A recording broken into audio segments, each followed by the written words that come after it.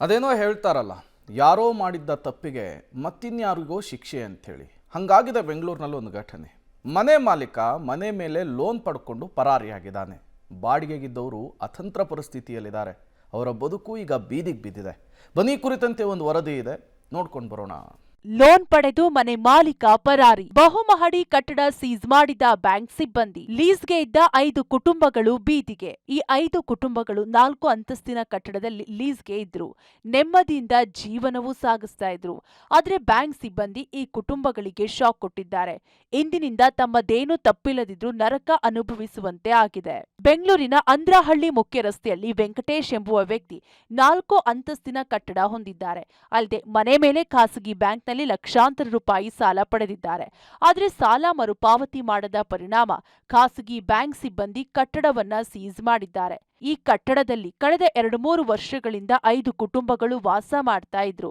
ಮನೆಗಳನ್ನ ಲೀಸ್ಗೆ ಹಾಕಿಸಿಕೊಂಡು ಕೆಲಸಕ್ಕೆ ಹೋಗ್ತಾ ತಮ್ಮ ಪಾಡಿಗೆ ತಾವು ಜೀವನ ಸಾಗಿಸ್ತಾ ಇದ್ರು.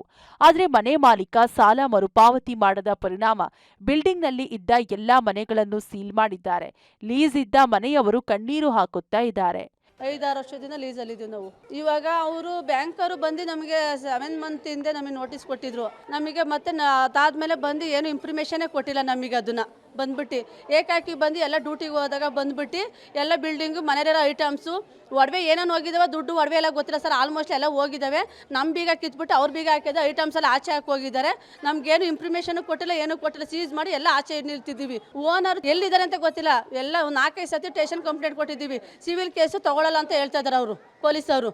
ಇಲ್ಲಿ ನೀವು ಹುಡುಕಮ್ಮರಮ್ಮ, ಬೇಕಾದ್ರೆ ನಾವು ಅದೇನು ಆಕ್ಷನ್ ತಗೋತೀವಿ. ನಾವು 5 ಲಕ್ಷ ಕೊಟ್ಟಿದ್ದೀವಿ ಸರ್. 3 ವರ್ಷಕ್ಕೆ ಲೀಸ್ ಅಗ್ರಿಮೆಂಟ್ ಹಾಕೊಟ್ಟಿದ್ದ ಓನರು 4 ವರ್ಷ ಆಯ್ತು ಓಡೋಗ್ಬಿಟ್ಟು.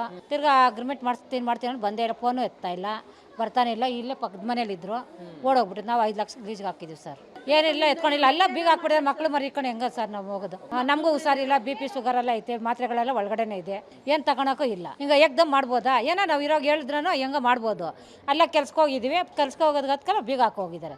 ಮನೆ ಒಳಗಡೆಯೇ ಬಟ್ಟೆ, ಬರೆ, ಅಡುಗೆ ಸಾಮಾನು ಇದ್ರು ಬ್ಯಾಂಕ್ನವರು ಯಾವುದನ್ನೂ ತೆಗೆದುಕೊಳ್ಳೋಕೆ ಅವಕಾಶ ಕೊಟ್ಟಿಲ್ಲ. ಎಲ್ಲ ಒಳಗಡೆ ಹಾಕಿ ಸೀಲ್ ಹೊಡೆದಿದ್ದಾರೆ. ಬಟ್ಟೆ ಇಲ್ಲ, ಊಟ ಇಲ್ಲ, ಎಲ್ಲಿಗೆ ಹೋಗೋದು ಅಂತ ಮನೆಯಲ್ಲಿ ವಾಸ ಇದ್ದವರು ಸಂಕಷ್ಟ ಅನುಭವಿಸ್ತಾ ಇದ್ದಾರೆ. 5 ವರ್ಷದಿಂದ ಅವನು ಎಲ್ಲೋಗ ನಮ್ಮ ಬಂದು 2 ತಿಂಗಳು ಇದ್ದದ್ದು. ಮತ್ತೆ ಅವನ ಅಡ್ರೆಸ್ಸೇ ಇಲ್ಲ. ಫೋನ್ ಮಾಡಿದ್ರು ಫೋನಿಗೆ ರಿಸೀವ್ ಮಾಡ್ತಾ ಇಲ್ಲ. ಮಗನಿಗೆಲ್ಲ ನಿಮ್ಮ ಸೇರಿಸ್ಕೊಟ್ಟು ಅವ್ನ ಮಗನಿಗೂ ನನಗೂ ಅದಕ್ಕೂ ಸಂಬಂಧ ಇಲ್ಲ ಅಂದ ಮಗನು. ನಮಗೂ 2 ವರ್ಷ ಗೌರ್ಮೆಂಟ್ ಹಾಕೊಟ್ಟಿದ್ದವನು. ನಾವು ಬಂದು 5 ವರ್ಷ ಆಯ್ತು ಇಲ್ಲಿಗೆ. ಅವನು ಕ್ಲಿಯರ್ ಆದ್ಮೇಲೆ ಮತ್ತೆ ನಾವು ಫೋನ್ ಮಾಡ್ದೋ, ಇವತ್ತು ಬರ್ತೀನಿ ನಾಳೆ ಬರ್ತೀವಿ ಅಂತ ಬಂದೇ ಇಲ್ಲ. ಇನ್ನು ಮನೆ ಮಾಲೀಕ ಮನೆ ಮೇಲೆ ಲೋನ್ ಪಡೆದಿರೋ ಬಗ್ಗೆ ಲೀಸ್ ಪಡೆದಿದ್ದವರಿಗೆ ಮಾಹಿತಿ ನೀಡಿಲ್ಲ.